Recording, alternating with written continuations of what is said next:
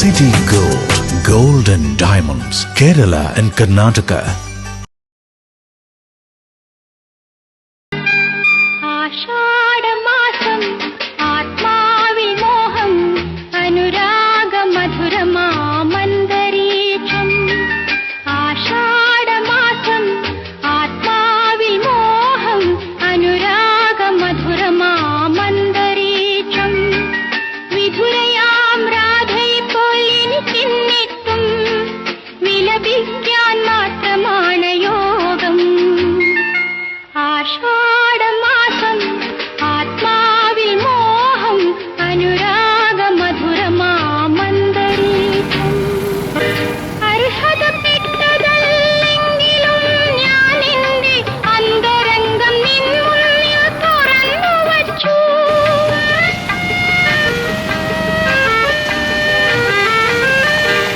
അർഹതപ്പെട്ടതല്ലെങ്കിലും ഞാൻ എന്റെ അന്തരംഗം നിൻ മുന്നിൽ.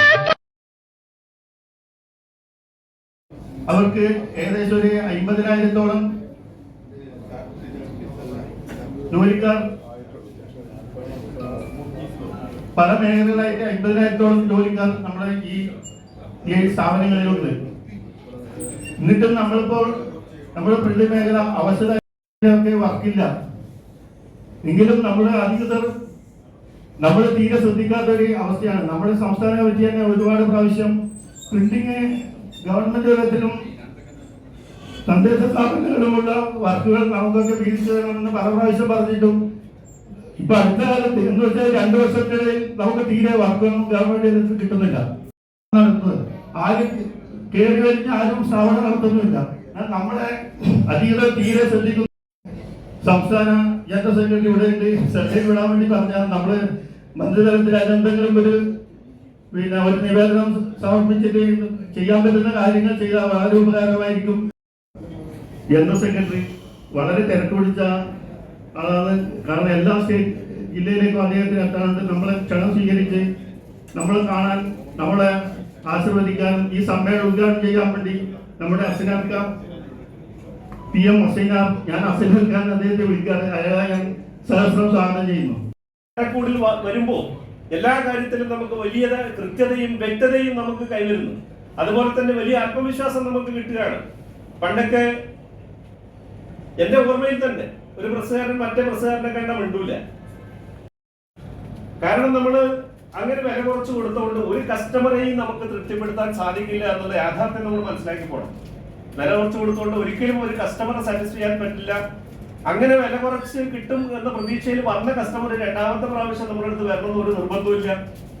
അവിടെ ഞാൻ മനസ്സിലാക്കിയെന്ന് വെച്ച് കഴിഞ്ഞാല് വരുന്ന കസ്റ്റമറിനെ നമ്മൾ ഡീസന്റ് ആയിട്ട് എത്തിയിരിക്കുന്ന നമുക്ക് എല്ലാവർക്കും സുപരിചിതനായ കാസർഗോഡ് ജില്ലയിൽ അദ്ദേഹം പലപ്പോഴും വന്നിട്ടുണ്ടെങ്കിലും ഇങ്ങനെ ഒരു പരിപാടി നമ്മുടെ ജില്ലാ സമ്മേളനം ഉദ്ഘാടനം ചെയ്യാൻ വേണ്ടി അദ്ദേഹം ഇവിടെ എത്തുന്നത് ആദ്യമായിട്ടാണ്.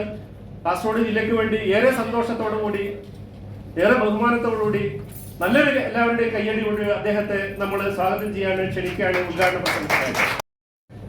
കാരണം ഒരു പ്രിന്റിംഗ് ഒരു സാധനം നമ്മുടെ കയ്യിൽ കിട്ടിക്കഴിഞ്ഞാൽ അതിന് ഒരു ടൈമുണ്ട്. ആ ടൈം കഴിഞ്ഞാൽ പിന്നെ അത് വേസ്റ്റാണ്.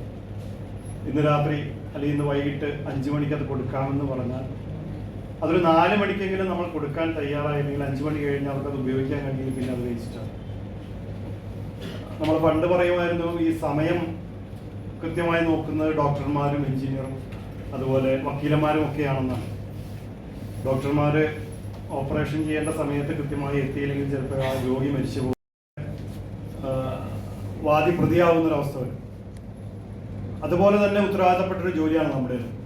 ഒരു സമയത്ത് കൊടുക്കാമെന്ന് പറഞ്ഞൊരു വർക്ക് പിടിച്ചു വെച്ചാൽ അത് കൃത്യസമയത്ത് തന്നെ നൽകേണ്ടത് നമ്മുടെ ഒരു ഉത്തരവാദിത്തമാണ്. അതിൽ നിന്ന് വിട്ടു നിന്നു. അതിനുശേഷം കുറെ വർഷങ്ങൾക്ക് ശേഷമാണ് സംഘടന പുനഃസംഘടിപ്പിക്കപ്പെട്ടത്. എല്ലാ ജില്ലയിലും ഇങ്ങനെ പുനഃസംഘടിപ്പിച്ചപ്പോൾ എറണാകുളം ജില്ലയിലും പുനഃസംഘടിപ്പിച്ചു. ആ സമയത്ത് ഒരു മേഖലാ കമ്മിറ്റി അംഗമായിട്ടാണ് ഞാൻ വന്നത്. വന്നതിന് ശേഷം മേഖലാ കമ്മിറ്റി കൂടി കുറച്ച് കാലം കഴിഞ്ഞപ്പോഴും പുതിയ ജില്ലാ ഭാരവാഹികൾ വരുന്ന സമയത്ത് ഈ പുനഃസംഘടിപ്പിക്കപ്പെട്ട രീതിയിൽ പുതിയ ജില്ലാ ഭാരവാഹികൾ നമുക്ക് എന്നോട് ജില്ലാ പ്രസിഡന്റ് ആകാൻ പറ്റില്ല. അപ്പം ഞാൻ ആദ്യമായിട്ട് കമ്മിറ്റിയിൽ വന്ന് പ്രവർത്തനം തുടങ്ങിയിട്ടുള്ളൂ.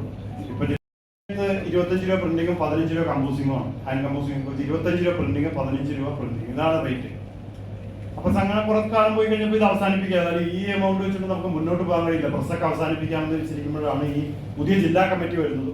അവർ റേറ്റ് കാർഡ് പുറത്തിറക്കുന്നു. ഈ റേറ്റ് കാർഡ് പുറത്തിറങ്ങി കഴിയുമ്പോൾ നമുക്കൊരു ധൈര്യം വന്നത്, ഈ റേറ്റ് വാങ്ങിക്കാമെന്നുള്ളൊരു ധൈര്യം വന്നത് ആ സമയത്താണ്. അങ്ങനെ അത് 100, 150, 200, ഇപ്പൊ 400 രൂപ വരെ മിനി ഓഫ്സെറ്റ് പ്രിന്റിങ്, 100 രൂപ 150 രൂപ DTP ചാർജ് വാങ്ങിക്കുന്ന രീതിയിൽ എറണാകുളം ജില്ലയായി കഴിഞ്ഞു. നമുക്ക് ഒരുപാട് വിഷയങ്ങളുണ്ടായിട്ടുണ്ട്. ഇപ്പൊ നമ്മൾ പല പ്രാവശ്യം ഇതെല്ലാം ആവശ്യപ്പെട്ടെങ്കിലും ഈ പൊല്യൂഷൻ കൺട്രോളോട് ഇങ്ങനെ ഓരോരോ പ്രശ്നങ്ങൾ വന്നില്ല. ഇപ്പൊ പുതിയതായിട്ട് വന്നത് ലൈസൻസ് പുതുക്കാൻ നമ്മൾ തദ്ദേശ സ്വയംഭരണ സ്ഥാപനങ്ങളിൽ ചെല്ലുമ്പോൾ ഈ ലൈസൻസ് പുതുക്കുന്നതുമായി ബന്ധപ്പെട്ട് ഈ പൊല്യൂഷൻ കൺട്രോളിന്റെ ലൈസൻസ് എടുത്താൽ മാത്രമേ നമുക്ക് പുതുക്കാൻ കഴിയുന്ന അവസ്ഥയിലേക്ക് എത്തും. അപ്പൊ അങ്ങനെ വന്നപ്പോൾ നമ്മൾ നിവേദനങ്ങൾ തയ്യാറാക്കി. ബഹുമാനപ്പെട്ട വ്യവസായ മന്ത്രി പി രാജീവ് എറണാകുളത്ത് വന്നപ്പോൾ ഞാൻ നേരിട്ട് കൊണ്ടുപോയി അദ്ദേഹത്തിനോട് നിവേദനം കൊടുത്തു. അപ്പൊ നിവേദനം കൊടുത്തപ്പോൾ അദ്ദേഹം ചോദിച്ചത്, ഇത് ഇത്രയും കാലമായിട്ട് നിങ്ങളുടെ കാര്യങ്ങൾ പരിഗണിച്ചില്ലേന്ന് ചോദിച്ചു. നമുക്കില്ല, അത് വർഷങ്ങളായി നമ്മൾ ആവശ്യപ്പെടുന്നതാണ്, ഇക്കാര്യത്തിൽ നമുക്കൊരു തീരുമാനമാകണമെന്ന് പറഞ്ഞു. 2 ദിവസം കഴിഞ്ഞപ്പോഴേക്കും എനിക്ക് മറുപടി വന്നു, വാട്സപ്പിൽ മറുപടി വന്നു, നിങ്ങളുടെ നിവേദനം വ്യവസായ വകുപ്പിന് കിട്ടിയിട്ടുണ്ട്, അതിന്റെ തുടർ നടപടികൾ നിങ്ങളെ അറിയിക്കുന്നതാണ്. അത് കഴിഞ്ഞ ഒരാഴ്ച കഴിഞ്ഞപ്പോഴേക്കും റൂറൽ ഡെവലപ്മെന്റ് സെക്രട്ടേറിയറ്റിനകത്തുള്ള റൂറൽ ഡെവലപ്മെന്റിന് അത് കൈമാറിയിട്ടുണ്ട്, അവരത് പരിശോധിച്ചിട്ട് നിങ്ങൾക്ക് മറുപടി തരുമെന്ന് പറഞ്ഞു. അപ്പോൾ നമ്മൾ റൂറൽ ഡെവലപ്മെന്റുമായിട്ട് ബന്ധപ്പെട്ട് അവിടെയുള്ള യൂണിയൻകാരൊക്കെ ആയിട്ട് ബന്ധപ്പെട്ട് വിളിപ്പിച്ച് വിളിച്ച് അത് നമുക്ക് അനുകൂലമാക്കി മാറ്റി. അത് കഴിഞ്ഞ് കുറച്ച് കഴിഞ്ഞപ്പോഴേക്കും പിന്നെ അത് പരിസ്ഥിതി വിഭാഗത്തിലേക്ക് പോയി. അപ്പോൾ അവിടെ നിന്നും നമുക്ക് വിവരം കിട്ടി, പരിസ്ഥിതിയിലേക്ക് മാറി എന്ന് പറഞ്ഞ് നമുക്ക് വാട്സപ്പിൽ അപ്പോൾ തന്നെ മെസ്സേജ് വരും. അങ്ങനെ പരിസ്ഥിതി വിഭാഗത്തിൽ നമ്മൾ ഇടപെട്ട് അവിടെയും നമുക്ക് അനുകൂലമായ ഒരു തീരുമാനം എടുപ്പിച്ചുകൊണ്ട് ഇപ്പോഴത് സർക്കാരിന്റെ തീരുമാനത്തിന് വേണ്ടി വിട്ടിരിക്കുകയാണ്. പൊല്യൂഷൻ കൺട്രോൾ ബോർഡിന്റെ ഓഫീസ് ഒന്ന് സന്ദർശിച്ച അവിടുത്തെ കാര്യങ്ങൾ എന്താണെന്ന് അറിയാൻ വേണ്ടി പോകാമെന്ന് വെച്ച് കഴിഞ്ഞാൽ എറണാകുളത്ത് പൊല്യൂഷൻ കൺട്രോൾ ബോർഡിന്റെ ഓഫീസുണ്ട്. അപ്പോൾ ഞാൻ ഞങ്ങളുടെ മേഖലയിലുള്ള പ്രസിഡന്റും സെക്രട്ടറിയൊക്കെ ആയിട്ട് പൊല്യൂഷൻ കൺട്രോൾ ബോർഡിന്റെ ഓഫീസിൽ അവിടെ ചില ഓറഞ്ചിലേക്ക് മാറ്റിയിരുന്നു. നമ്മൾ അതുവരെ ഗ്രീനിലാണ് കിടന്നിരുന്നത്. അപ്പോൾ അവർ പറഞ്ഞത് ഇത് ഒരുപാട് കാറ്റഗറിയിലേക്ക് മാറി കിടപ്പുണ്ട്. ഇപ്പോൾ ഫോട്ടോസ്റ്റാറ്റ് കിടക്കുന്നത് വൈറ്റ് കാറ്റഗറിയിലാണ്, അതേസമയം തുണിയിലടിക്കുന്നത് ഗ്രീൻ കാറ്റഗറിയിലാണ്, പ്രിന്റിംഗ് പ്രസ് എന്ന് പറഞ്ഞ് കിടക്കുന്നത് ഓറഞ്ച് കാറ്റഗറിയിലാണ്. അപ്പോൾ ഈ പ്രിന്റിംഗ് പ്രസ് കിടക്കുന്നത് നമ്മുടെ തന്നെ കുഴപ്പമാണ്, കാരണം നമ്മൾ ഈ പ്രിന്റിംഗ് ലൈസൻസ് ഒക്കെ ശരിയാണെന്ന് തോന്നുന്നു. കാരണം ഇതിൻ്റെ തന്നെ ഒരു വലിയ ബോക്സ് പോലെ ഇരിക്കുന്നതാണ്. അപ്പോൾ റിസോ മെഷീൻ ആണെങ്കിലും ഡിജിറ്റൽ മെഷീൻ ആണെങ്കിലും ഒക്കെ ഇതൊരു ബോക്സ് പോലെ ഇരിക്കുന്നതാണ്. അപ്പോൾ അതിന്റെ ഫോട്ടോ കാണിച്ചു കൊടുത്തപ്പോൾ അവർ സമ്മതിച്ചത് ശരിയാണ്. അപ്പോൾ അങ്ങനെയാണെങ്കിൽ ഒരു കാര്യം ചെയ്യും, നിങ്ങൾ ഇതിന്റെ ചെയർപേഴ്സൺ ഇരിക്കുന്നത് തിരുവനന്തപുരത്താണ്, നിങ്ങൾ അവരൊരു സമയം മേടിച്ചിട്ട് അവിടെ പോയി അവരെ കണ്ടത് ബോധ്യപ്പെടും. കാരണം അവിടെ നിന്നാണ് ഇതിന്റെ തീരുമാനങ്ങൾ വരുന്നത്, നമുക്ക് ഇതിലൊന്നും ചെയ്യാൻ കഴിയില്ല. അപ്പൊ അവരും ഇതിലൊരു കൺഫ്യൂഷൻ ഉള്ളതുകൊണ്ട് ഇവരത് ഒരു നിവേദനമായിട്ട് അവർ കൊടുത്തിട്ടുണ്ട്, ചെയർപേഴ്സൺ അയച്ചിട്ടുണ്ട്, ഇതിന്റെ ഒരു ക്ലാരിഫിക്കേഷൻ വേണമെന്ന് പറഞ്ഞ് ഇവരൊരു നിവേദനം കൊടുത്തിട്ടുണ്ട്. അതുപോലെ തന്നെ വേറെ കാര്യമുള്ളത് ഇതൊന്ന് ഒഴിവാക്കണം എന്ന് പറഞ്ഞു. അപ്പോൾ അവർക്കും ഒരു കൺഫ്യൂഷൻ ഉണ്ട് ഇക്കാര്യത്തിലൊക്കെ. ഈ തുണി അടിക്കുന്നത് ഗ്രീനിൽ കിടക്കുന്നു, പേപ്പർ അടിക്കുന്നവർ ഇതിൽ ഓറഞ്ച് കിടക്കുന്നു, അതൊക്കെ ഒരു വലിയ കൺഫ്യൂഷൻ ആയിട്ട് അവർക്കും തോന്നി. അപ്പോൾ അത് ബോധ്യപ്പെടുത്തി കഴിഞ്ഞപ്പോൾ അവരോട് ഒരു കാര്യം ചെയ്ത് നിങ്ങൾ നിവേദനമാണ് തയ്യാറാക്കി തന്നത്, നിങ്ങൾ എങ്ങനെയാണ് കാറ്റഗറി തിരിക്കേണ്ടത് എന്നുള്ള രീതിയിൽ ഒരു നിവേദനം തയ്യാറാക്കി തരാൻ പറഞ്ഞിട്ടുണ്ട്. പക്ഷേ നമുക്ക് അതിൻ്റെതായ കുറേ ബാധ്യതകൾ ഒഴിഞ്ഞു കിട്ടും. അല്ലെങ്കിൽ ഓറഞ്ചിലേക്ക് പോകുമ്പോൾ ഒരുപാട് ഫീസ് അടക്കണം, അതിൻ്റെ ഒരുപാട് കാര്യങ്ങളൊക്കെ നോക്കണം. അപ്പോൾ അത് നമ്മൾ വൈറ്റ് പല നിവേദനങ്ങളും കൊടുക്കാറുണ്ട്, നമ്മുടെ കാര്യങ്ങളൊക്കെ പറഞ്ഞുകൊണ്ട് ഒരുപാട് നിവേദനങ്ങൾ കൊടുക്കും. അപ്പോൾ ഈ പ്രാവശ്യം ലോക്സഭയിലേക്ക് തിരഞ്ഞെടുക്കപ്പെട്ടതിൽ 3 പേര് ഓൾ ഇന്ത്യ ഫെഡറേഷനുള്ളവരാണ്. പ്രസ് നടത്തി ഉപജീവനം കഴിക്കുന്നവരാണ് 3 പേര്. അതിലൊരാൾ 2 പേര് MP-മാരും ഒരാൾ മന്ത്രിയുമാണ്. അപ്പോൾ ഓൾ ഇന്ത്യ ഫെഡറേഷൻ നമുക്കൊരു കത്തയച്ചു. ഇപ്പോൾ കേന്ദ്ര ഗവൺമെന്റുമായിട്ട് നമുക്ക് നല്ല സഹകരണമുണ്ട്, എന്താവശ്യമാണ് നിങ്ങൾക്ക് ആവശ്യമുള്ളത് എല്ലാ അസോസിയേഷനും ഓൾ ഇന്ത്യ ഫെഡറേഷന്റെ കീഴിലുള്ള എല്ലാ അസോസിയേഷനുകാരും ഒരു ലെറ്റർ അയച്ചു. നിങ്ങൾക്ക് എന്ത് കാര്യമാണ് നിങ്ങൾക്ക് ഏറ്റവും ബുദ്ധിമുട്ടുള്ള കാര്യങ്ങൾ, അച്ചടി രംഗത്ത് നിങ്ങൾക്കുള്ള ബുദ്ധിമുട്ട് എന്താണെന്നുള്ളത് ഒരു നിവേദനം തയ്യാറാക്കി തരാൻ പറഞ്ഞു. അതിനനുസരിച്ച് നമ്മൾ 2 കാര്യങ്ങൾ, എനിക്കൊന്ന് മുജിബാണ് MP ആയിട്ടുള്ള KC വേണുഗോപാൽ, ആലപ്പുഴ ഒരു സമ്മേളനത്തിൽ ജില്ലാ സമ്മേളനത്തിന് പോയപ്പോൾ അവിടെ KC വേണുഗോപാൽ MP അദ്ദേഹം വന്നിരുന്നു. അദ്ദേഹത്തിനും ഈ നിവേദനം നമ്മൾ കൊടുത്തിട്ടുണ്ട്. അതും അദ്ദേഹം അവിടെ ലോക്സഭയിൽ ഉന്നയിക്കാമെന്ന് പറഞ്ഞിട്ടുണ്ട്. പിന്നെ ഒരു കാര്യം നമ്മളൊരു നിവേദനം കൊടുത്തിരുന്നത്, ഇപ്പോൾ ഈ എറണാകുളം ജില്ലകളൊക്കെ നടക്കുമ്പോൾ ചില വ്യക്തികൾ വന്നിട്ട് ആ അമ്പലക്കാരോട് കമ്മിറ്റിക്കാരോട് നിങ്ങളൊരു കാര്യം ചെയ്തു, നിങ്ങളുടെ മാറ്റർ ഇട്ട് തന്നോ, ഞങ്ങൾ അടിച്ചു തന്നേക്കാം, നിങ്ങളൊന്നും അറിയണ്ട, നിങ്ങൾ 10 പൈസ തരണ്ട, ഈ നോട്ടീസൊക്കെ ബുക്ക് മോഡലാണ് ഇപ്പോൾ വരുന്നത്, വളരെ കളർഫുള്ളായിട്ട്, അതെല്ലാം ഞങ്ങൾ പ്രിന്റ് ചെയ്തു എന്നുള്ളതെന്ന് പറഞ്ഞ് ചില ആൾക്കാർ വന്ന് സമീപിച്ചിട്ട് ഈ വർക്ക് പിടിച്ചെടുത്തിട്ട് അവർ പരസ്യങ്ങൾ പിടിക്കും. അവർ പോയി നേരിട്ട് പരസ്യങ്ങൾ പിടിച്ച് ഇവർ ബുക്ക് അടിച്ചു കൊടുക്കുന്ന ഒരു സമയങ്ങൾ. അങ്ങനെ വരുമ്പോൾ ഈ പരസ്യങ്ങളിൽ നിന്ന് നല്ലൊരു എമൗണ്ട് കിട്ടും, ഇവർക്ക് മുതലാവും. ഏതെങ്കിലും നമ്മളെപ്പോലുള്ള ഏതെങ്കിലും പ്രസിൽ കൊണ്ട് തന്നെ അടിപ്പിക്കും വരും. എന്നിട്ട് അമ്പലക്കാർക്കും പള്ളിക്കാർക്കൊക്കെ ഫ്രീ കൊടുക്കുന്നവരാണ്. കുറച്ചാൾ കഴിയുമ്പോൾ നമുക്ക് അതിൻ്റെ മറുപടി വന്നതിൽ അത് വ്യവസായ വകുപ്പിന് കൈമാറി. ഈ ലൈസൻസ് ഇല്ലാതെ പ്രവർത്തിക്കുന്നതിനെതിരെ നടപടി എടുക്കാൻ വേണ്ടി വ്യവസായ വകുപ്പിന് കൈമാറി. വ്യവസായ വകുപ്പിന് കൈമാറി കഴിഞ്ഞപ്പോൾ വ്യവസായ വകുപ്പ് അന്വേഷിച്ചപ്പോൾ ഈ ലൈസൻസ് ഇല്ലാതെ പ്രവർത്തിക്കുന്നതിനെ കുറിച്ച് അവർക്കൊരു രേഖയില്ല, അവരുടെ ഒരു രേഖയൊന്നുമില്ല ലൈസൻസ് ഇല്ലാതെ പ്രവർത്തിക്കുന്നതിനെ കുറിച്ച്. അപ്പോൾ നമുക്ക് ഒരു മറുപടി കത്ത് തന്നത്, ഇങ്ങനെ ലൈസൻസ് ഇല്ലാതെ പ്രവർത്തിക്കുന്ന ഏതെങ്കിലും സ്ഥാപനങ്ങൾ എവിടെയെങ്കിലും ഉണ്ടെങ്കിൽ നിങ്ങളത് കണ്ടെത്തി തന്നാൽ അതിനെതിരെ നടപടിയെടുക്കാൻ അറിയിച്ചിട്ടുണ്ട്. അപ്പോൾ മഷിയുടെയൊക്കെ വില കൂട്ടുന്നതായിട്ട് നമ്മൾ ശ്രദ്ധപ്പെട്ടു. നമ്മൾ അറിയുന്നില്ല, ഇങ്ങനെ മഷി മേടിച്ചുകൊണ്ടിരിക്കുന്നു, പ്രിന്റ് ചെയ്ത് കൊടുത്തുകൊണ്ടിരിക്കുന്നു. പക്ഷേ ഇടയ്ക്ക് 100 രൂപ വെച്ചും 50 രൂപ വെച്ചൊക്കെ ഇവർ കൂട്ടി. 200 രൂപ ക്രിസ്തു മെഷീൻ അടക്ക് 200 രൂപ മഷിക്ക് വില കൂട്ടി. അപ്പോൾ കഴിഞ്ഞ ക്യാബിനറ്റ് ചർച്ച വന്നപ്പോൾ 2-3 അംഗങ്ങൾ അത് ആവശ്യം ഇങ്ങനെ ഒരു പ്രശ്നമാണ്. ഇങ്ങനെ മഷിയുടെയൊക്കെ വില ഇടക്കിടക്ക് കൂട്ടുന്നുണ്ട്. നമ്മൾ പത്രം പേപ്പറിനൊക്കെ വില കൂടിയ സമയത്ത് നമ്മൾ വലിയ സമരമൊക്കെ നടത്തിയിട്ടുണ്ട്. അതിനൊക്കെ നമുക്ക് തരണം ചെയ്യാൻ കഴിയുന്നുണ്ട്. ആ പേപ്പറിന് വില കൂട്ടിയ സമയത്ത് നമ്മൾ സമരം ചെയ്യുകയും അതനുസരിച്ച് റേറ്റ് കൂട്ടാനും കഴിയും. നമ്മൾ സമരം ചെയ്യുമ്പോൾ നമുക്ക് പേപ്പർ വില പിടിച്ചു നിർത്തുക മാത്രമല്ല, നമുക്ക് ആ സമയത്ത് പൊതുജനങ്ങളിലേക്ക് നമുക്ക് എത്തിക്കാൻ കഴിയുന്നത് ഇന്ന പേപ്പറിനൊക്കെ വില കൂടിയിട്ടുണ്ട്, നമ്മുടെ ഐറ്റത്തിന് വില കൂടും, പ്രിന്റിങ്ങിൽ അത് വില കൂടും എന്നൊരു സന്ദേശം നമുക്ക് എത്തിക്കാൻ കഴിയും. മഷി കൂട്ടുന്ന വില കൂട്ടുന്നതായിട്ട് നമ്മുടെ ശ്രദ്ധയിൽപ്പെട്ടു. എല്ലാ അംഗങ്ങളും എൻ്റെ ഒരു പരാതിയായിട്ട് പറയുന്നുണ്ട്. ഇനി നിങ്ങളത് തുടർന്ന് കഴിഞ്ഞാൽ ഞങ്ങൾക്ക് എല്ലാ അംഗങ്ങളും അറിയുന്നത് ഈ റിസോ മെഷീൻ നമുക്ക് നഷ്ടത്തിലാണ്, അത് എടുത്തു കഴിഞ്ഞാൽ മഷിക്ക് നടക്കുന്ന വില കൂട്ടും. അതുകൊണ്ട് ഈ ജിയോ അങ്ങനെയാണല്ലോ, ഈ ഫോണൊക്കെ ആദ്യം വന്ന ടൈമിലൊക്കെ കുറേ ഫ്രീ കൊടുത്തു, കുറേ കഴിഞ്ഞ് പിന്നെ അവർ റേറ്റ് കൂട്ടി, പിന്നെ അവരുടെ കയ്യിലായി കഴിഞ്ഞപ്പോൾ പിന്നെ അവർ തോന്നുന്ന രീതിയിൽ റേറ്റ് ഇടാൻ തുടങ്ങി എന്ന് പറഞ്ഞ പോലെ ഈ റിസോ മെഷീനൊക്കെ നമ്മൾ എടുത്ത് കുറേ കഴിയുമ്പോൾ പിന്നെ റേറ്റ് കൂടുന്ന ഒരു അവസ്ഥയിലേക്ക് പോകും. അപ്പോൾ അടുത്ത സുഹൃത്തിൻ്റെ അദ്ദേഹം പ്രിന്റ് ചെയ്ത് ഒരു രാത്രിയാണ് പ്രിന്റ് ചെയ്ത് കൊണ്ടു കൊടുത്തത്. ഒരു ഹോസ്പിറ്റൽ, വലിയ ഹോസ്പിറ്റൽ പ്രിന്റ് ചെയ്യാൻ കൊണ്ടു കൊടുത്തപ്പോൾ കൊണ്ടുപോകുന്ന വഴി ബില്ലടിക്കാതെ കൊണ്ട്, കാരണം രാത്രി 8-7 മണി അങ്ങോട്ടൊക്കെ കൊണ്ടുവരും. അപ്പോൾ ബില്ലടിക്കുന്ന ആൾ പോയതുകൊണ്ട് ബില്ലില്ലാതെ ഇത് വണ്ടിയിൽ കൊണ്ടുവരണം. അപ്പോൾ GST ഓഫീസർ പിടിച്ചു, ബില്ലില്ലാതെ കൊണ്ടുപോകുന്നു. അതൊരു ഇലക്ഷൻ നടക്കുന്ന സമയത്ത് കൂടി. അപ്പോൾ പിടിച്ചു കഴിഞ്ഞപ്പോഴേക്കും ഇവർ വേഗം എവിടെയാണ് പ്രസ് എന്നൊക്കെ ചോദിച്ച് നേരെ പ്രസ്സിൽ വന്നപ്പോൾ ഈ ഇലക്ഷൻ്റെ പോസ്റ്ററൊക്കെ ഇങ്ങനെ അടിച്ചുകൊണ്ടിരിക്കുന്നത്. അതിനൊന്നും ബില്ല് ഈ പാർട്ടിക്കാരൊന്നും ബില്ല് മേടിക്കില്ല. അപ്പോൾ ഇങ്ങനെ വെറുതെ ഒരു പേപ്പറിൽ എഴുതി ഇങ്ങനെ പോയിക്കൊണ്ടിരിക്കും. അവരാ ബുക്ക് തന്നെ എടുത്തുകൊണ്ട് പോയി. പിറ്റേ ദിവസം ഓഫീസിലേക്ക് വരാൻ പോകും. അങ്ങനെ ഓഫീസിൽ ചെല്ലാൻ പറഞ്ഞപ്പോൾ എന്നെ വിളിച്ചു, ഇങ്ങനെ ഒരു പ്രശ്നം നമ്മൾ മനസ്സിലാക്കത്തില്ല. അതൊന്നും അപ്പോൾ മനസ്സിലാക്കാൻ കിട്ടുന്ന സാഹചര്യങ്ങൾ ഒരിക്കലും നമ്മൾ വിട്ടുകളയരുത്. ഇപ്പോൾ പ്രിന്റിങ്ങിൻ്റെ റേറ്റിൻ്റെ കാര്യം, വർക്കിൻ്റെ ഇപ്പോൾ മുഖ്യാതിഥിയായിട്ട് വന്ന ടീച്ചർ പറഞ്ഞു, പ്രിന്റിങ് നമ്മളെ സഹായിച്ചത് പല സംസ്ഥാനത്തുള്ള പരിപാടി. നമ്മൾ ഓൾ ഇന്ത്യ ഫെഡറേഷനായിട്ട് സഹായിച്ചിട്ട് അവർ തന്നെ 9 ലക്ഷം രൂപ നമുക്ക് തന്നു. നമ്മൾ ഏകദേശം ഒരു 30-40 ലക്ഷം രൂപയോളം സമാഹരിച്ചിട്ട് നമ്മുടെ അംഗങ്ങളിൽ നിന്നൊക്കെ സമാഹരിച്ച് 40 ലക്ഷം രൂപയാണ് നമ്മൾ അംഗങ്ങൾക്കായിട്ട് വിതരണം ചെയ്തത്, നമ്മുടെ അംഗങ്ങൾക്കായിട്ട് വിതരണം ചെയ്തത്. ഇപ്പം നമ്മൾ അറിയാത്തവരാണ് നമ്മളെ സഹായിക്കുന്നത്. നമുക്കൊരു അപകടം പറ്റി കഴിയുമ്പോൾ ചിലപ്പോൾ നമ്മൾ കണ്ടിട്ട് പോലും ഉണ്ടാവില്ല, അവരായിരിക്കും നമ്മളെ സഹായിക്കുന്നത്.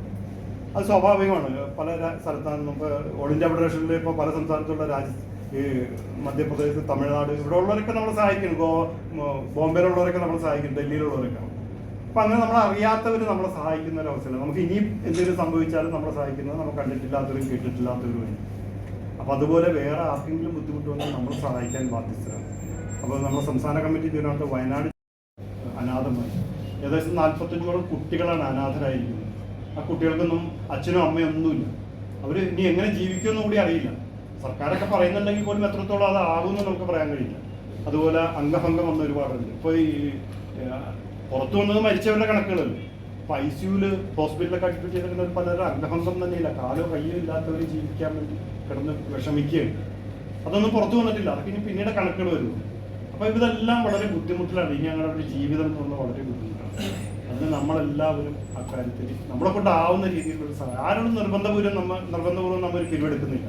നമ്മളൊരു സംഘടന എന്ന രീതിയിൽ കേരള പ്രിന്റേഴ്സ് അസോസിയേഷൻ സഹായിക്കേണ്ടത് നമ്മുടെ ഒരു സംഘടനയാണ്. എല്ലാ സംഘടനകളും വ്യാപാരി വ്യവസായമൊക്കെ ഏക്കറക്കണക്കിന് ഭൂമിയാണ് കൊടുക്കുന്നത്.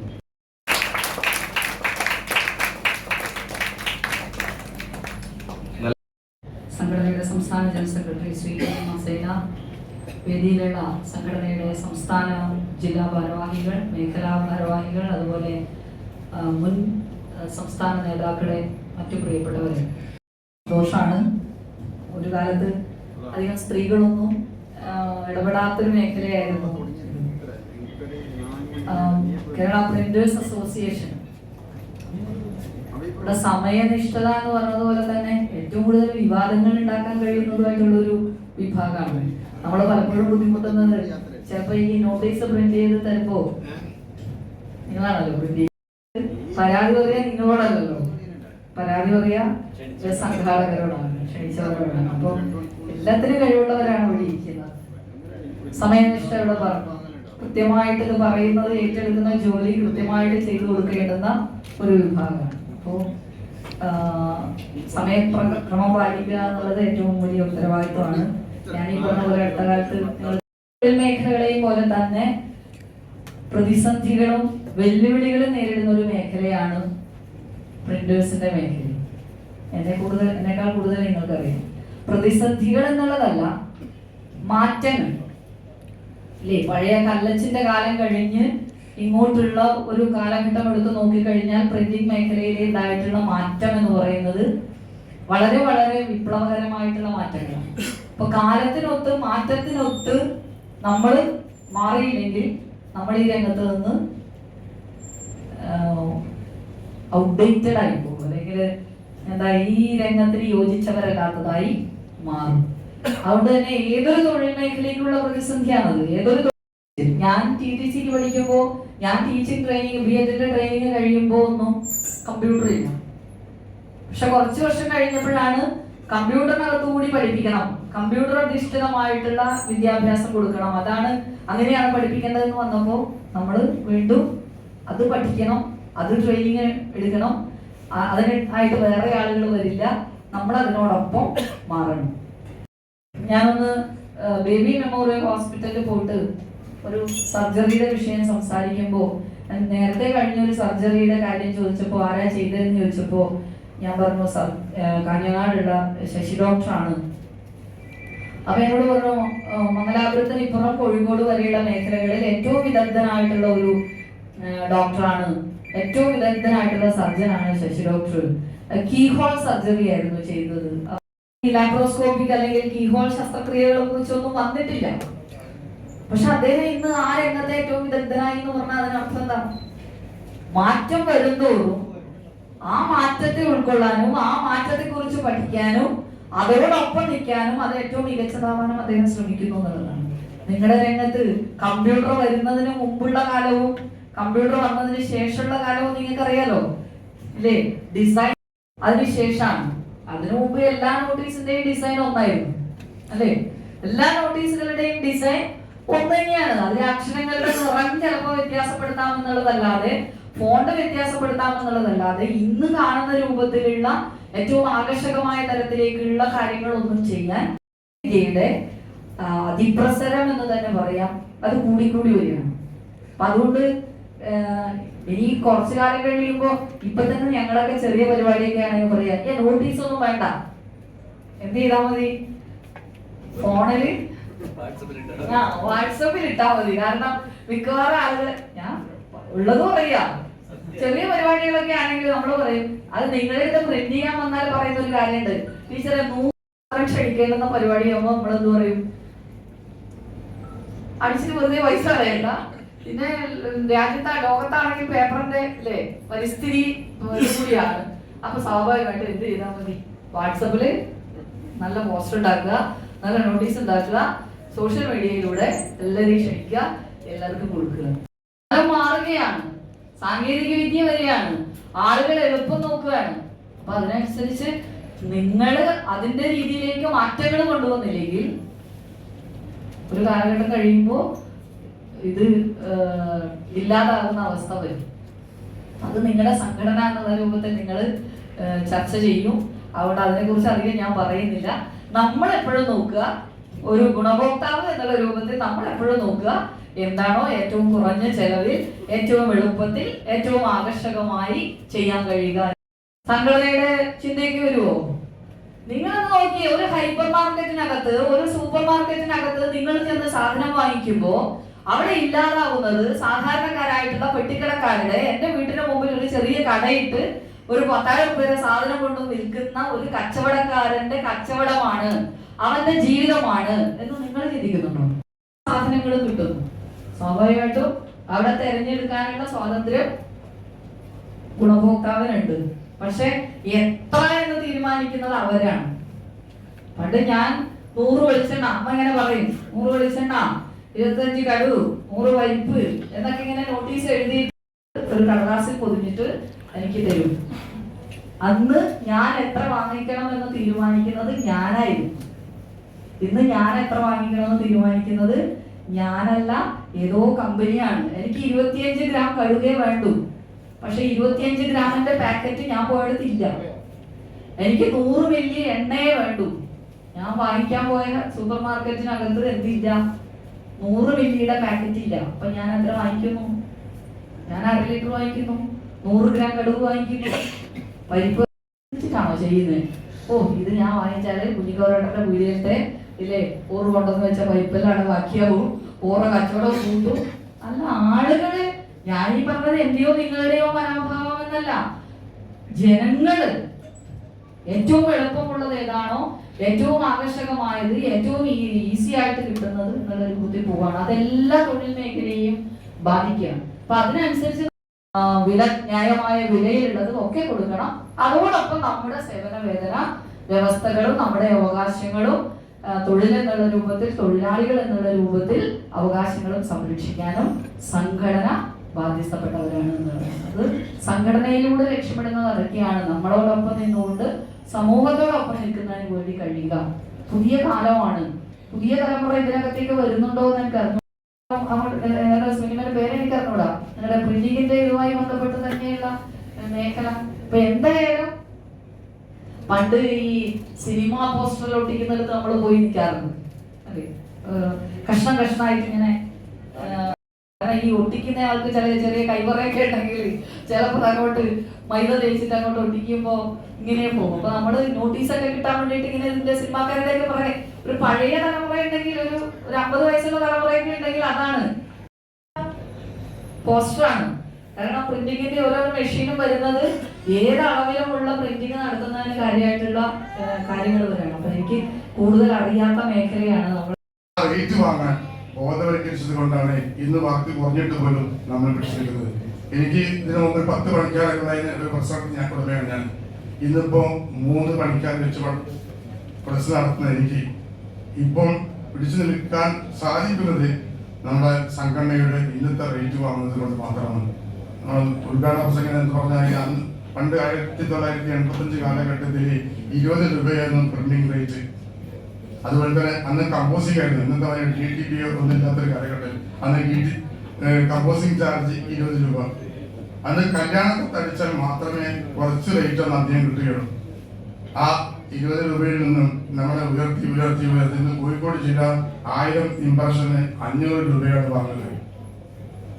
ആ ലെവലിലേക്ക് എത്തിക്കാൻ ഏറെ പ്രയാസം നേരിട്ടുള്ള സാഹചര്യത്തിലായിരുന്നു പല പ്രസ്സുകളും അന്ന് അടച്ചുപൂട്ട് ഭീഷണി നേരിടുകയും പല പ്രസ്സുകൾ അടച്ചുപൂട്ടുകയും ചെയ്ത സാഹചര്യത്തിലാണ് Kerala printers and publishers association സംഘടനയ്ക്ക് രൂപം നൽകിയത് 1985 നവംബർ 7-ാം തീയതി.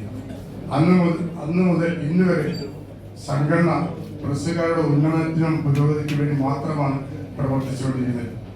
എന്തെന്ന് പ്രശ്നങ്ങളുണ്ടെങ്കിലും നിങ്ങളുടെ മുമ്പാകെ വെക്കുകയാണ്. ഇവിടെ നമ്മുടെ സൈനർക്കയുടെ പ്രസംഗം ഏതാണ്ട് 1 മണിക്കൂർ നീണ്ടു നിന്നിരുന്നു. വളരെ അദ്ദേഹം ഒരുപാട് ലോകകാര്യങ്ങളൊന്നുമല്ല പറഞ്ഞത്.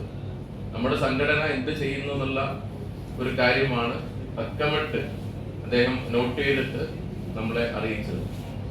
കാരണം നമുക്ക് തന്നെ അത്ഭുതം തോന്നുകയാണ്. കാരണം ഇത്രയും ചിട്ടയാർന്ന പ്രവർത്തനമാണ് നമ്മുടെ സംസ്ഥാന നേതാക്കൾ അത് നമ്മുടെ മേഖലയ്ക്ക് വേണ്ടി നമ്മൾ പലപ്പോഴും നമ്മൾ അറിയാറില്ല.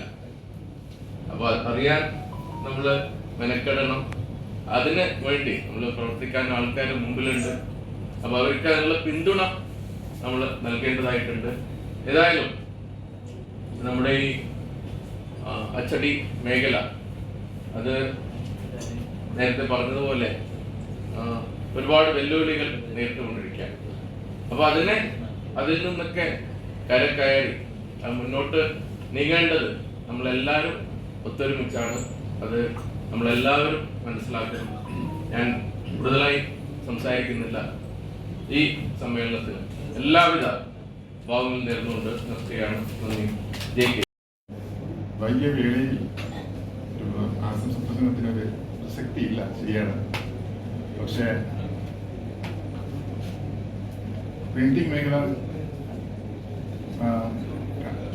മേഖലയിൽ ഇപ്പോൾ ഉള്ള പരിസ്ഥിതികൾ എല്ലാവരും ഇപ്പം സംസാരിച്ചു കഴിഞ്ഞു. അതായത് വർക്ക് കുറവാണ്, ഓഫ്സെറ്റ് പ്രിന്റിംഗ് മേഖല ഇപ്പോൾ തകർന്നുകൊണ്ട് വരുന്നുണ്ട്. അതേസമയം ഡിജിറ്റൽ മേഖല ഇപ്പോൾ കുറച്ചും കൂടി നന്നായിട്ട് പോകുന്നുണ്ട്. അതായത് ടെക്നോളജി അറിയാം, ഇന്നലെ ഉള്ളതല്ല ഇന്നുള്ളതല്ല നാളെ ഉണ്ടാവുന്നത്. അതുകൊണ്ട് ടെക്നോളജി ഉയർന്ന പോലെ തന്നെ നമ്മളും അതിനനുസരിച്ചിട്ട് അഡ്ജസ്റ്റ് ആയിട്ട് പോകേണ്ടി വരുന്നുണ്ട്. പക്ഷേ നമ്മളെ ഈ സംഘടന, അതായത് നമ്മളിപ്പോൾ ഈ സംഘടനയിൽ പ്രവർത്തിച്ചു കൊണ്ട് ഈ മേഖലയിൽ വരുന്ന എല്ലാ പ്രശ്നങ്ങളും പരിഹരിക്കാൻ പറ്റും. അത് ധൈര്യത്തോടു കൂടി ചെയ്യാനുള്ള ഊർജ്ജവും നമ്മൾക്ക് ഉണ്ടാകണം. അതുകൊണ്ട് നമ്മൾ ഈ സമ്മേളനങ്ങൾ, മേഖലാ സമ്മേളനമായിക്കോട്ടെ, ജില്ലാ സമ്മേളനമായിക്കോട്ടെ, അല്ല ഏത് സമ്മേളനങ്ങളായിക്കോട്ടെ, പ്രിന്റിംഗ് മേഖലയിൽ വരുന്നില്ല, അതിന് നമ്മളെല്ലാവരും സമയകൃത്യമായി വന്ന് ഇതിൽ പങ്കുചേരണം.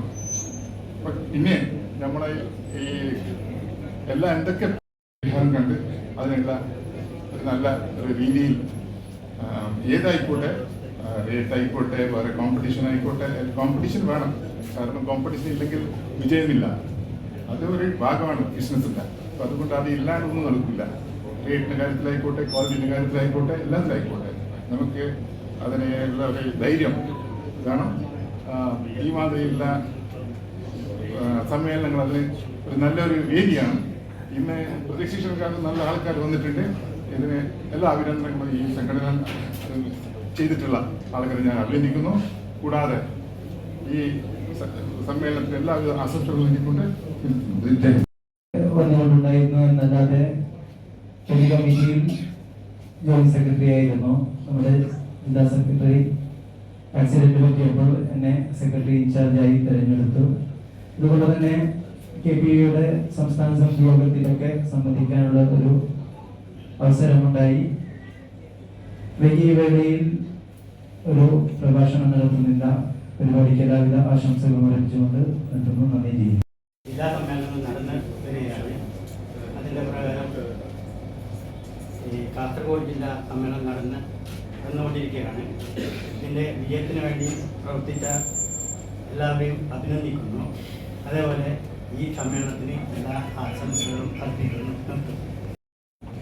ഈ സമ്മേളനത്തിൻ്റെ ആശംസകൾ കൂടാതെ നമ്മുടെ കാസർഗോഡ് മേഖലയുടെ ആശംസകൾ അറിയിക്കുന്നു. നന്ദി. കാരണം റേറ്റ് ഇതിപ്പോ നമ്മൾ പറയാം, അടുത്ത കാലത്തായി ജിയോ, എയർടെല്, മറ്റേ വോഡാഫോൺ, ഐഡിയന്റെ VI ഇവർ ഒന്നിച്ചാണ് വില കൂട്ടിയിട്ടുള്ളത്. ഒരേ ദിവസങ്ങളിലാണ് വില കൂട്ടിയിട്ടുള്ളത്. ഇതെങ്ങനെയാണ് ഇവർ ഒരേ ദിവസം വില കൂട്ടുന്നത്? ഒരു രൂപ ഒരാൾ 49 രൂപയാണ്, മറ്റൊരാൾ 48 രൂപ. അങ്ങനെയാണ് അവരൊരു റേറ്റ് വരുന്നത്. എന്തുകൊണ്ടാണ്? അപ്പോൾ കസ്റ്റമർ അങ്ങോട്ടും ഇങ്ങോട്ട് പോവാത്ത രീതിയിൽ അവരുടെ പരസ്പര ധാരണയോട് കൂടിയിട്ടാണ് അവർ റേറ്റ് വില കൂട്ടുന്നത്. ഇങ്ങനെയുള്ള വില കൂട്ടുന്നത് എങ്ങനെയാണ്? അവർ എല്ലാ മാസവും അവർ തമ്മിലുള്ള അവരുടെ മാർക്കറ്റിംഗ് ടീം തമ്മിലൊരു ചർച്ച നടത്തുന്നുണ്ട്.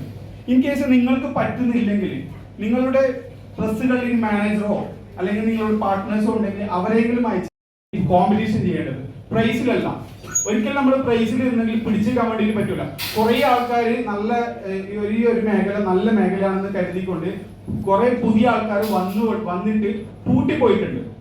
എന്നിട്ട് നമ്മൾ ഈ കോവിഡ് എന്ന് പറഞ്ഞ ഭയങ്കര ഒരു ലോകം ഫുള്ള് സ്തംഭിച്ച ഇതുണ്ടായിട്ട് പോലും നമ്മൾ നിന്നിട്ടുണ്ടെങ്കിൽ ഇതിൽ പലരും തിരഞ്ഞെടുത്തവരാണ് നമ്മൾ.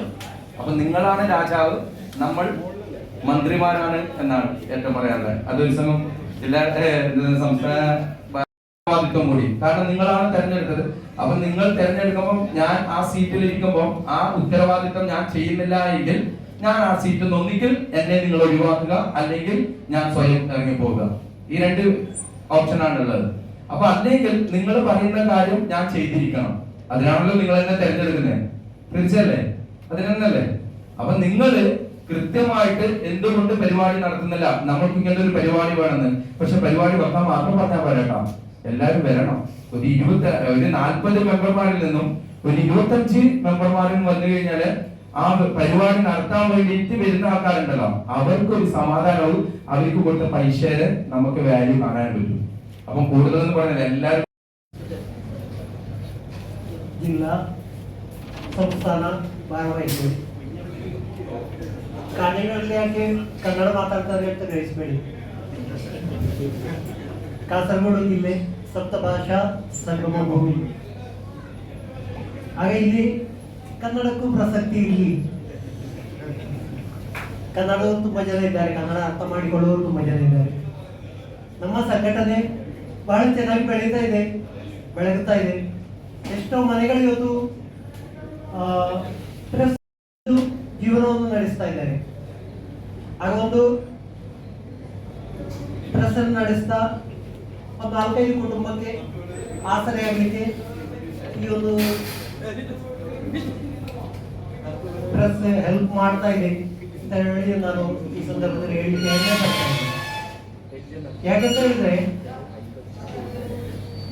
ಒಂದು ಸಮಯದಲ್ಲಿ ಕೆಲಸಕ್ಕೆ ದಾರಿದ್ರ್ಯ ಇತ್ತು. ಆ ದಾರಿದ್ರ್ಯ ಹೋಗಲಾಡಿಸಿ ಸ್ವಂತ ಉದ್ಯೋಗವನ್ನು ಕಂಡುಕೊಂಡು ತುಂಬ ಜನಕ್ಕೆ ನೆರವಾಗಲಿಕ್ಕೆ ಈ ಒಂದು ಸಂಸ್ಥೆಯಿಂದ ಸಾಧ್ಯ ಆಯಿತು. ಅದೇ ರೀತಿ ಸಂಘಟನೆಯಲ್ಲಿ ನಿಂತ್ಕೊಂಡು ಈ ಒಂದು ಸಂಸ್ಥೆಗಳನ್ನು ತುಂಬ ಚೆನ್ನಾಗಿ ಬೆಳಗಲಿಕ್ಕೆ ಆಗ್ತಾ ಉಂಟು. ಹಾಗೆ ಇವತ್ತು ಇಲ್ಲಿ ಈ ಸಮ್ಮೇಳನ ನಡೀತಾ ಇದೆ ನಮ್ಮದು. ಈ ಸಮ್ಮೇಳನಕ್ಕೆ ಎಲ್ಲ ವಿಧ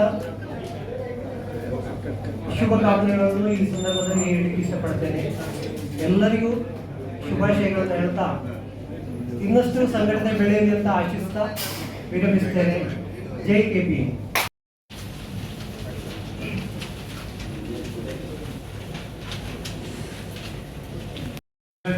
കാസർഗോഡ് ജില്ലാ കമ്മിറ്റി 2023-24 വാർഷിക പ്രവർത്തന റിപ്പോർട്ട്. Opening balance 1,85,000. നമ്മുടെ വ്യവസായത്തെക്കുറിച്ച്, വ്യവസായത്തിന്റെ പരമയെക്കുറിച്ചും പുതിയ പ്രതീക്ഷകളെക്കുറിച്ചും രീതികളെക്കുറിച്ചും നമുക്ക് വളരെ ചെറിയ സമയം കൊണ്ട് രസകരമായി നമുക്ക് വിനോദനം നൽകിയ പ്രസംഗം അവതരിപ്പിച്ചു. അവർക്ക് നമ്മുടെ ഹൃദയമായ നന്ദി അറിയിക്കുന്നു.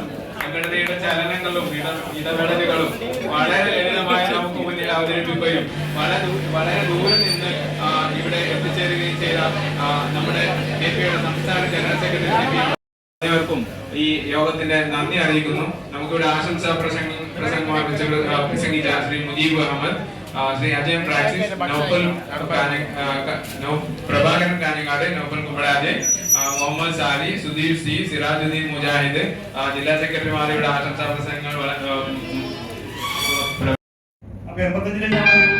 ആഷാഢമാസം ആത്മാവിൽ മോഹം അനുരാഗ മധുരമാമന്തരീക്ഷം. ആഷാഢമാസം ആത്മാവിൽ മോഹം അനുരാഗ മധുരമാമന്തരീക്ഷം. വിധുരയാം രാധയിപ്പോൾ എനിക്കെന്നെത്തും, വിലപിക്കാൻ മാത്രമാണ് യോഗം. ആഷാഢമാസം ആത്മാവിൽ മോഹം അനുരാഗ മധുരമാമന്തരീക്ഷം.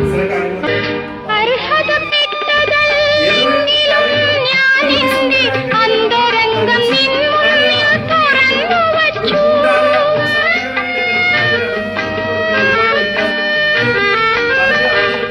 അർഹതപ്പെട്ടതല്ലെങ്കിലും ഞാനെന്റെ അന്തരംഗം നിൻ ആഷാഢമാസം ആത്മാവിൽ മോഹം അനുരാഗ മധുരമാമന്തരീക്ഷം.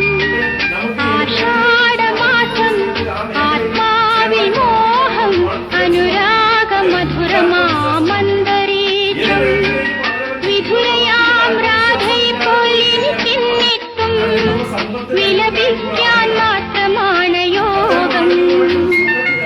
ആഷാഢമാസം ആത്മാവിൽ മോഹം അനുരാഗ മധുരമാമന്തരീക്ഷം. അർഹതപ്പെട്ടതല്ലെങ്കിലും ഞാനെന്റെ അന്തരംഗം നിൻ മുന്നിൽ തുറന്നു വച്ചു.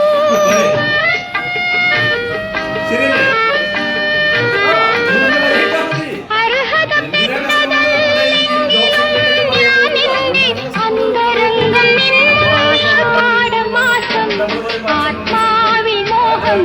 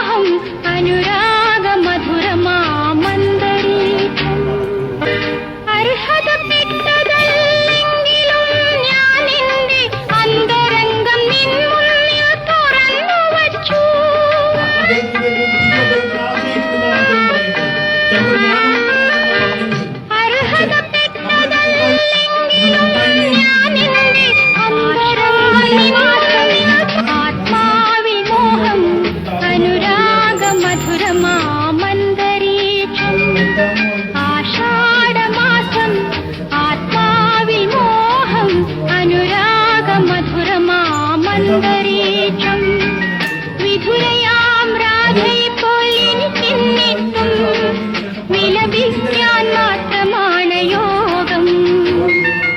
ആഷാഢമാസം ആത്മാവിൽ മോഹം അനുരാഗ മധുരമാമന്തരീക്ഷം. അർഹതപ്പെട്ടതല്ലെങ്കിലും ഞാൻ എന്റെ അന്തരംഗം നിൻ മുന്നിൽ തുറന്നു വച്ചു.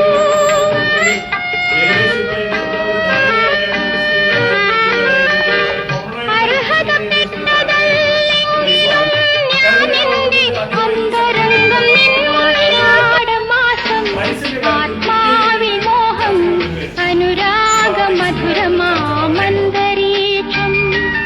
ആഷാഢമാസം ആത്മാവിൽ മോഹം അനുരാഗ മധുരമാമന്തരീക്ഷം വിധുരയാം രാധയിപ്പോൾ എനിക്കെന്നിട്ടും വിലപിക്കാൻ മാത്രമാണ് യോഗം. ആഷാഢമാസം ആത്മാവിൽ മോഹം അനുരാഗ മധുരമാമന്തരീക്ഷം. അർഹതപ്പെട്ടതല്ലെങ്കിലും ഞാൻ എന്റെ അന്തരംഗം നിൻ മുന്നിൽ തുറന്നു വച്ചു.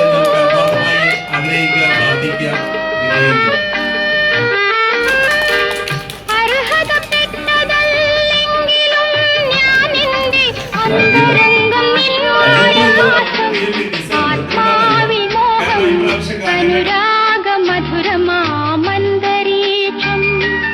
ആഷാഢമാസം ആത്മാവിൽ മോഹം അനുരാഗ മധുരമാമന്തരീക്ഷം വിധുരയാം രാധയിപ്പോൾ എനിക്കെന്നിട്ടും വിലപിക്കാൻ മാത്രമാണ് യോഗം. ആഷാഢമാസം ആത്മാവിൽ മോഹം അനുരാഗ മധുരമാമന്തരീക്ഷം. അർഹതപ്പെട്ടതല്ലെങ്കിലും ഞാൻ എന്റെ അന്തരംഗം നിൻ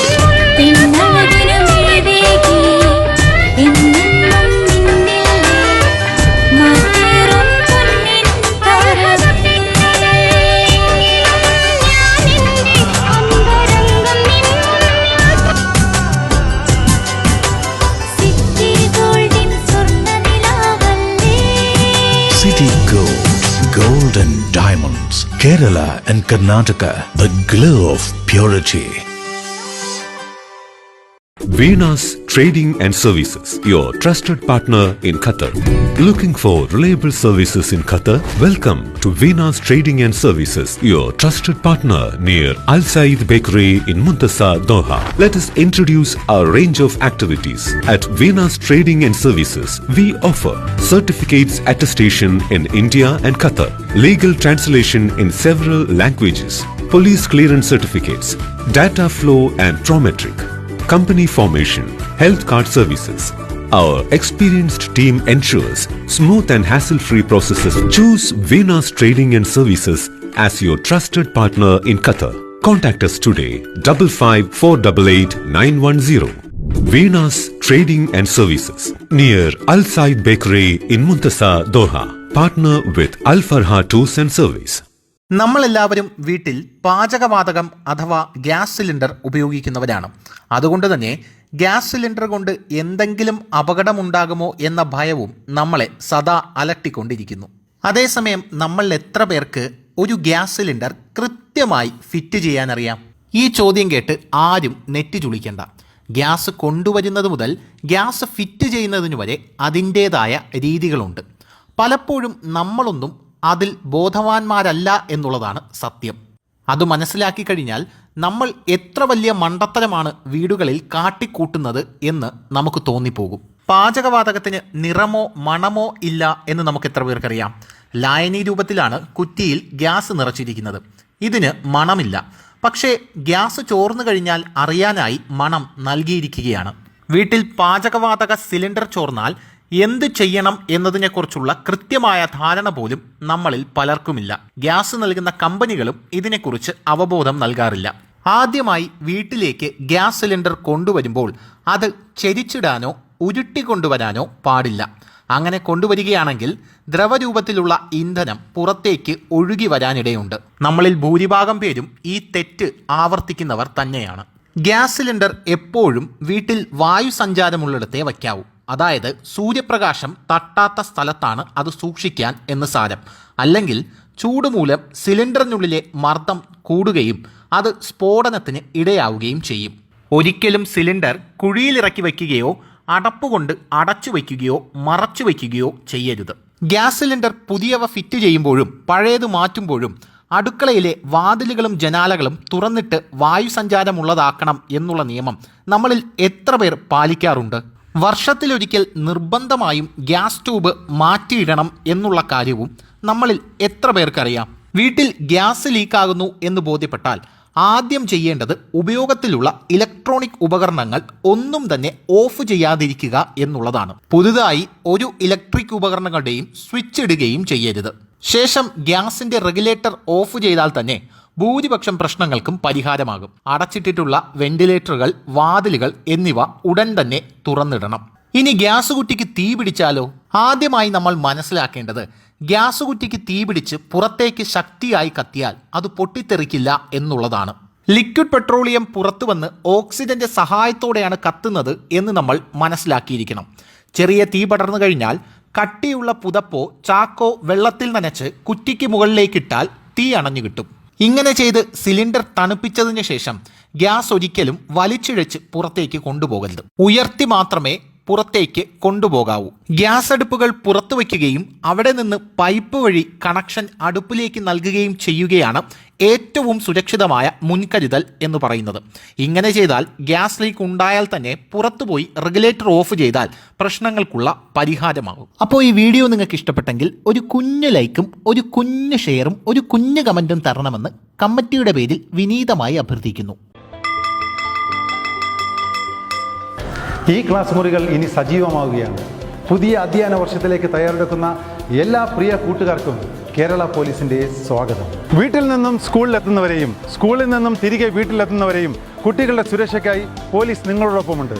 അതിലേക്കായി ഒരു വിദ്യാർത്ഥി സുരക്ഷാ പദ്ധതി തന്നെ ഈ അധ്യയന വർഷം പോലീസ് നടപ്പിലാക്കുന്നുണ്ട്. സ്കൂളുകളിൽ മാത്രമല്ല, യാത്രാമധ്യയുള്ള എല്ലാ മേഖലകളിലും നിരീക്ഷണം ഉറപ്പിക്കുന്നതാണ് പോലീസിന്റെ ഈ പുതിയ പദ്ധതി. സ്കൂൾ ബസ്സുകളിലെ ഡ്രൈവർമാർ, കണ്ടക്ടർമാർ, മറ്റു ജീവനക്കാർ നിർബന്ധമായും പോലീസ് ക്ലിയറൻസ് സർട്ടിഫിക്കറ്റ് എടുത്തിരിക്കണമെന്ന് നിർദ്ദേശം നൽകിയിട്ടുണ്ട്. സ്കൂൾ വിദ്യാർത്ഥികളെ ലക്ഷ്യമിട്ടുള്ള ലഹരി സംഘങ്ങളെ കുരുക്കുന്നതിനായി സ്കൂളുകൾ, കോളേജുകൾ, ട്യൂഷൻ സെന്ററുകൾ എന്നിവിടങ്ങളെല്ലാം ശക്തമായ പോലീസ് നിരീക്ഷണവും പെട്രോളിംഗും ഏർപ്പെടുത്തിയിട്ടുണ്ട്. സ്കൂൾ പരിസരത്ത് പതിവായി തമ്പടിക്കുന്നവരെയും വന്നുപോകുന്ന കച്ചവടക്കാരെയും പോലീസ് വാച്ച് ചെയ്യുന്നുണ്ട്. സ്കൂളുകളുടെ പരിസരത്തുള്ള കടകളിൽ ലഹരി വസ്തുക്കൾ വിൽക്കുകയോ സൂക്ഷിക്കുകയോ ചെയ്യുന്നുണ്ടോ എന്നറിയുവാൻ പോലീസിന്റെ നിരീക്ഷണം ഏർപ്പെടുത്തിയിട്ടുണ്ട്. ലഹരി വിൽപ്പന സംബന്ധമായ എന്തെങ്കിലും വിവരങ്ങൾ നിങ്ങൾക്ക് ലഭിക്കുകയാണെങ്കിൽ നിങ്ങൾ ഉറപ്പായും 112 വിളിച്ചറിയിക്കുകയോ യോദ്ധാവ് വാട്സാപ്പ് നമ്പറിൽ മെസ്സേജ് ചെയ്യാവുന്നതുമാണ്.